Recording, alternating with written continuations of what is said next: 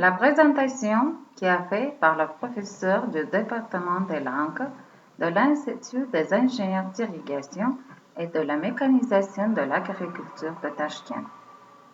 Saïd Mariam. Bonjour à tous. Aujourd'hui, je voudrais vous présenter le thème qui s'appelle les fêtes en Ouzbékistan. Vous savez qu'en Ouzbékistan, il y a beaucoup de fêtes traditionnelles, officielles et religieuses. À présent, nous allons parler de ces fêtes. Voilà plan de la leçon. Le 1er septembre, le 1er octobre, le 8 décembre, le 1er janvier, le 8 mars, le 9 mai, Hachar et Nowruz. Première fête, c'est le 1er septembre. C'est la fête nationale de l'Ouzbékistan, la journée de l'indépendance. L'indépendance, c'est un grand don, le bien sacré. L'indépendance réveille aussi la fierté nationale, la mentalité nationale. Et puis, le 1er octobre, c'est la fête des maîtres d'école, des enseignants d'école supérieure. Les écoliers, les étudiants félicitent leurs professeurs. C'est aussi le jour férié. Et ensuite, le 8 décembre, c'est la fête de la Constitution de l'Ouzbékistan. À chaque entreprise, il y a les réunions solennelles où on apprend le chapitre de la Constitution qui est basé sur l'estime des lois et la priorité de l'individu. Et plus loin, le 8 mars, la journée internationale des femmes. C'est le jour férié. Les mères, les sœurs, les jeunes filles, les grands-parents reçoivent les cadeaux et beaucoup de fleurs. C'est la fête du printemps. La nature s'éveille. Et puis, le 9 mai, les gens célèbrent comme le jour de la mémoire et de l'honneur dans chaque famille.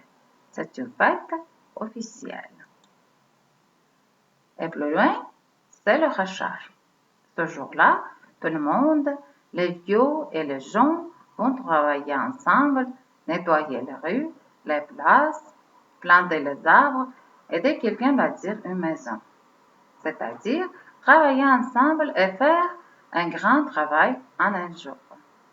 Cette ancienne tradition reste toujours vivante pour toujours. Et puis, c'est Nowruz. Le 21 mars, c'est la fête de renaissance de la nature. Triomphe de la vie et espoir d'une récolte abondante. Le Nowruz signifie en perse le nouveau jour. C'est la fête de l'amitié, de la paix, de la charité. Et voilà les mots nouveaux que vous avez écrire dans vos cahiers et apprendre par cœur.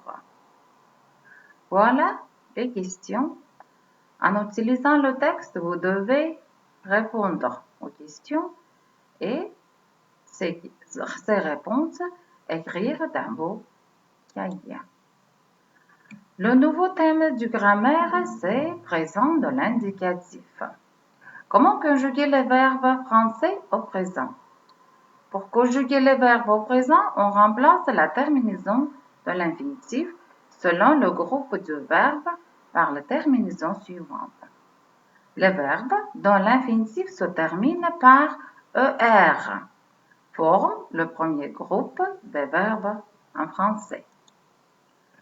Si vous savez comment conjuguer un verbe du premier groupe, vous êtes capable de conjuguer les autres aussi. Suivez les étapes ci-dessous et la conjugaison devient facile. Première étape.